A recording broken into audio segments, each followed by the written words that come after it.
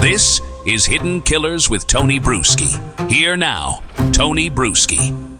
It's not like Ron Logan was just some random dude that I'm saying this guy out of the country did it. Like the FBI is already saying this is probably your guy. They're doing a very thorough investigation on him, and then you have somebody inside saying, "Look, he's saying this shit to me. Like we should." I don't know what it is, but you should probably take a look at it. And then later in years, we get all the way up to more recent dates in terms of the Richard Allen trial. Keegan Kline, another person that we've been talking about for quite a while, he's in prison on charges of child pornography. Nothing to do with this case with Abby and Libby, but the government had already been tracking him, and they had seen that he was trying to communicating with one of the girls, and even had plans to meet up with them on the date of the murders. Child predator. Communicating, tracked by the government. Look, this guy's trying to meet this girl. Just happens she dies that very same day. He's saying that Keegan Kline, Rishi is saying that Keegan Kline had something to do with this as well. It wasn't just Ron Logan who was out there. It was Keegan had some sort of something to do with it. This is his accusations against Keegan. Keegan's never been charged with anything in this.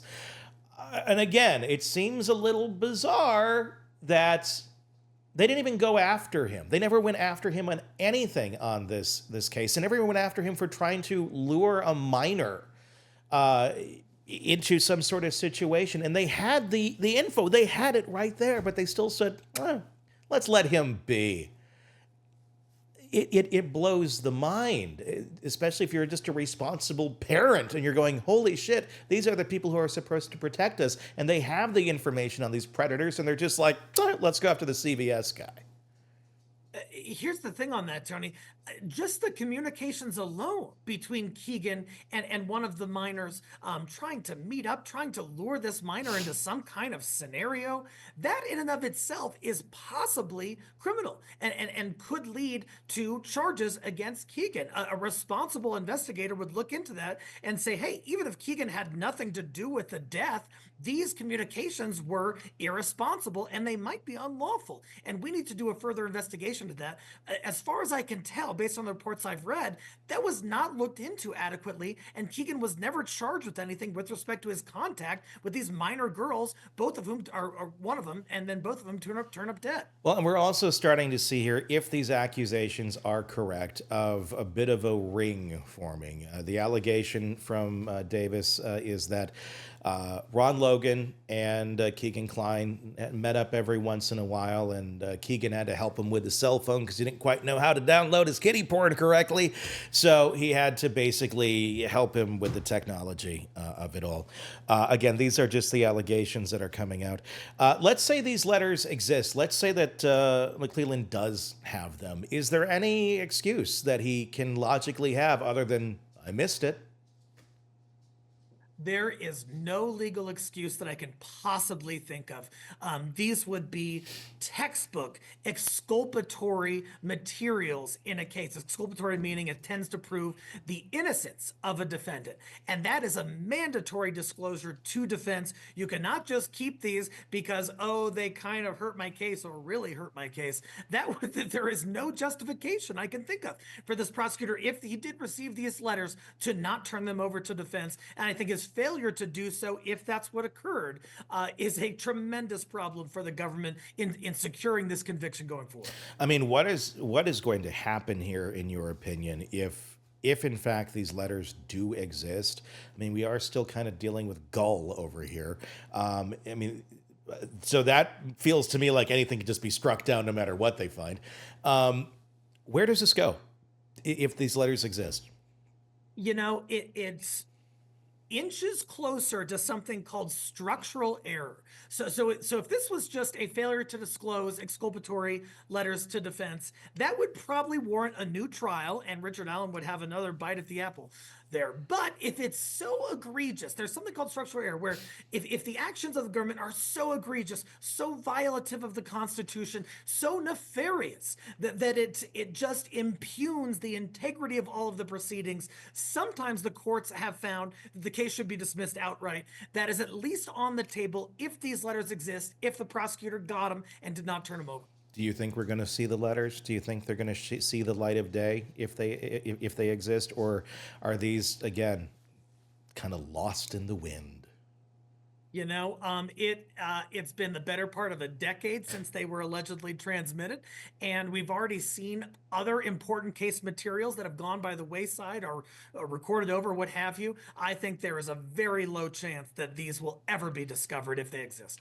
Let me ask you this, because even if they're gone and lost to time, obviously Ron Logan is dead, and so nobody can go in and question him anymore. Keegan Kline is still very much alive. And you still very much have the same guy who wrote the letters very much alive, who could still basically testify to the same things. You just have less people that you can investigate. Does that change anything? Does that change how they can look into this? Like, here, I'll just write the letters again. Here's exactly what I said all those years ago. You missed your opportunity back then, but here's what was said.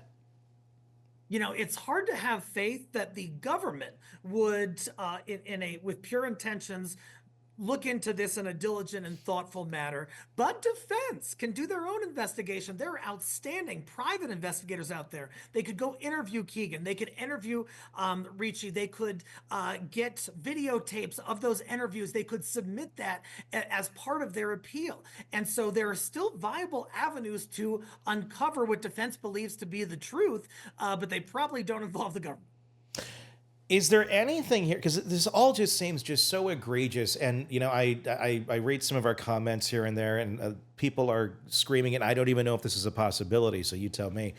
Can a higher avenue of government get involved here? Can the FBI get back involved here? Can somebody get back involved here? Because clearly it's not working well on the inside on the local authority level. I know they were able to kick them out the first time, but these are getting into not just, you know, allegations, you know, of murder and the case itself. We're getting into allegations of government misconduct within, you know, just the structure of trying to try this case. When can that step in, or can that step in at any point? Historically, the FBI has been empowered to investigate governmental organizations engaging in corruption and misconduct. And so the next steps would be for the defense to go to the FBI, to conduct their investigation, obtain the materials they need, and say, hey, look, something really fishy is going on at this prosecutor's office or at the police department. We need a higher authority like federal folks to come in and do a proper investigation, because these folks are not going to investigate themselves. And how does that happen? Like, is it just up to the FBI going, yeah, we got the time, we got the resources to do this? Is that a court order? Or is that just them going, yeah, you got a pretty good case here. Look, this looks pretty off. The vast majority of the time, it is discretionary on behalf of the FBI. So they can kind of pick and choose. Hey, I think this is important. I don't think that's important. And it changes with certain priorities of heads of departments and even higher up in the executive branch. And so you have to have kind of the stars align for the FBI to do this, absent some sort of court order, which usually don't come about unless there's a pattern of misconduct at a police department over the course of years or something like that. Are we approaching that line, you think, where someone's going to go, yeah, we got to take a look at this? You know, if you would have asked me last year, I think it would have been more likely. There have been some changes since last year in terms of who is going to be at the head of these organizations, including the FBI and everything else. And do those folks have a genuine interest in justice, possibly overturning a conviction where 2 children died? I'm not sure the current folks in charge have that interest. That's all I got. Just The world of true crime never stops, and neither do we. Press subscribe now to get daily updates, in-depth analysis, and expert opinions from the Hidden Killers podcast and True Crime Today.